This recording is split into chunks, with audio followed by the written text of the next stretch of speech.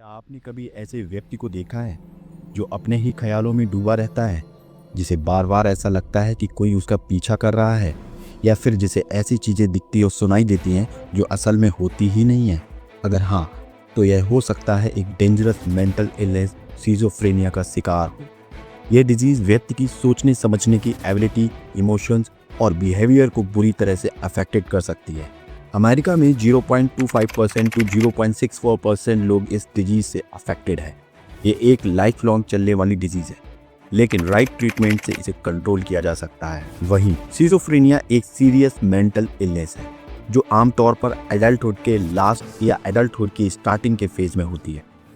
वहीं अगर gender wise देखा जाए तो पुरुषों में ये डिजीज महिलाओं के कंपैरिजन में पहले डेवलप हो सकती है। समटाइम्स बचपन से ही कुछ असमान बिहेवियर्स नजर आती है, लेकिन एज बढ़ने के साथ ये ज़्यादा क्लियर हो जाती है। इन सम केसेस इसके सिम्टम्स अचानक भी सामने आ सकते हैं। वहीं international journal of clinical neurosciences and health 2015 के अकॉर्डिंग सिजोफ्रेनिया से पीड़ित पेशेंट में जनरल पॉपुलेशन की तुलना में वायलेंट क्राइम करने की पॉसिबिलिटी 4 to 6 टाइम्स अधिक होती है।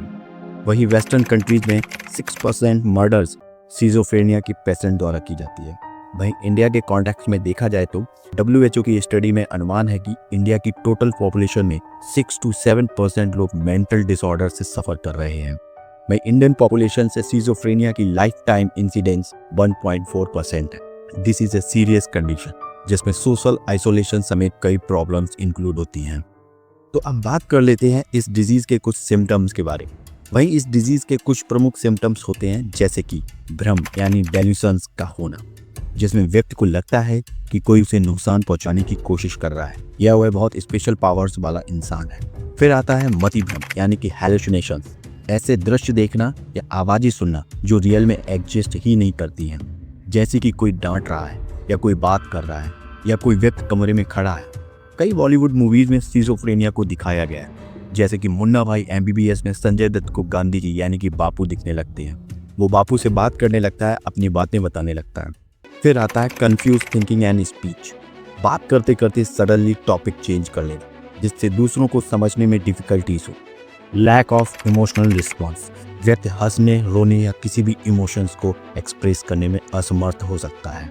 लैक ऑफ मोटिवेशन, व्यक्ति अपनी डेली की जरूरतें पूरी करने में इंटरेस्ट नहीं रखता। डिस्टेंस फ्रॉम सोशल लाइफ, व्यक्ति सोसाइटी एंड फैमिली से डिस्कनेक्ट हो सकता है। अब लेते हैं इस डिजीज के पीछे के रीजन्स को। तो सिजोफ्रेनिया के होने के पीछे के कई रीजन हो सकते हैं, जिसमें सबसे पहला रीजन है जेनेटिक इनहेरिटेंस। अगर फैमिली में किसी को सिजोफ्रेनिया है तो ये आगे बढ़ सकता है, यानी कि नेक्स्ट जनरेशन को भी होने के चांसेस बढ़ जाते हैं।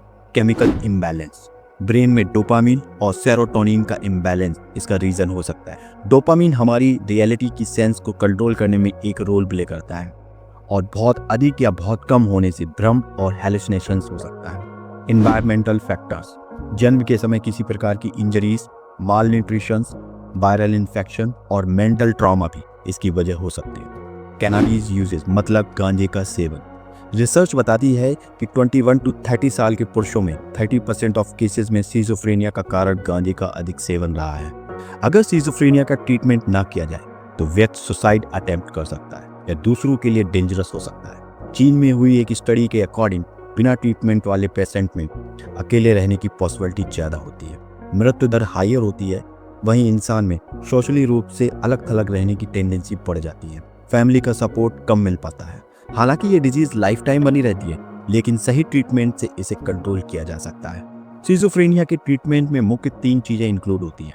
एंटीसाइकोटिक मेडिसिन्स, यदि लोग इंजेक्शन द्वारा ड्रग्स लेने का ऑप्शन चुनते हैं तो वे इन ड्रग्स को डेली बेसिस पर या हफ्ते में इसे 2 से 3 बार ले सकते हैं, तथा ड्रग्स के टाइप्स के बेसिस पर इनका इफेक्ट 6 मंथ तक रह सकता है। लेकिन इन मेडिसिन्स के कुछ साइड इफेक्ट्स भी हो सकते हैं, जैसे कि नींद आना, वजन बढ़ जाना जैसी समस्या। काउंसलिंग एंड थेरेपी, साइकोथेरेपी से व्यक्ति अपनी प्रॉब्लम से निपटने की रणनीति सीख सकता है। फैमिली इन्वॉल्वमेंट व्यक्ति को तेजी से ठीक होने में हेल्प करती है। कोऑर्डिनेटेड स्पेशल केयर, इसमें मेडिसिन, थेरेपी और सोशल सपोर्ट को मिलाकर व्यक्ति को ठीक करने की कोशिश की जाती है। वहीं आपको बता दें कि DSM-5 TR के अकॉर्डिंग अगर कोई व्यक्ति 1 मंथ तक भ्रम, हैलुसिनेशंस या इनकोहेरेंट थिंकिंग यानी कि असंगत सोच से पीड़ित रहता है और एक कंडीशन 6 मंथ तक बनी रहती है, तो उसे सिजोफ्रेनिया का पेशेंट घोषित किया जा सकता है। जो लोग इस डिजीज से पीड़ित हैं, उनके लिए फैमिली एंड सोसाइटी का सपोर्ट बहुत जरूरी है। वहीं फैमिली को समझना चाहिए कि पेशेंट की हालत उसके कंट्रोल में नहीं, समय पर मेडिसिन एंड थेरेपी लेना बेहद इंपॉर्टेंट है। अब सवाल यह है कि लोग इस डिजीज का ट्रीटमेंट करवाने से डरते क्यों हैं? कई डॉक्टर्स का कहना है कि लोग मेंटल इलनेस को अभी भी एक बुरी बात मानते हैं। लोगों को लगता है कि उन्हें इलेक्ट्रिक शॉक देकर ठीक किया जाएगा, जबकि साइंस अब बहुत आगे बढ़ चुका है। इस डिजीज के लिए काफी एडवांस ट्रीटमेंट हॉस्पिटल में अवेलेबल है। अगर किसी को सेपरेशन, एंजाइटी, एलिवेशन जैसे सिम्टम्स महसूस होते हैं तो उन्हें तुरंत अपने फैमिली मेंबर्स और फ्रेंड्स को इसके बारे में बताना चाहिए। फिर किसी साइकाइट्रिक से हेल्प भी लेनी चाहिए।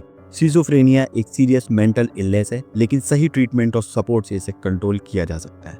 अगर आप या आपका कोई प्रियजन इस डिजीज से जूझ रहा है तो जल्द से जल्द मेडिकल हेल्प लें। तो ध्यान रहे दोस्तों, हमारा ब्रेन हमारे पूरे जीवन को कंट्रोल करता है और इसकी प्रोटेक्शन हमारी सबसे बिगेस्ट प्रायोरिटी होनी चाहिए।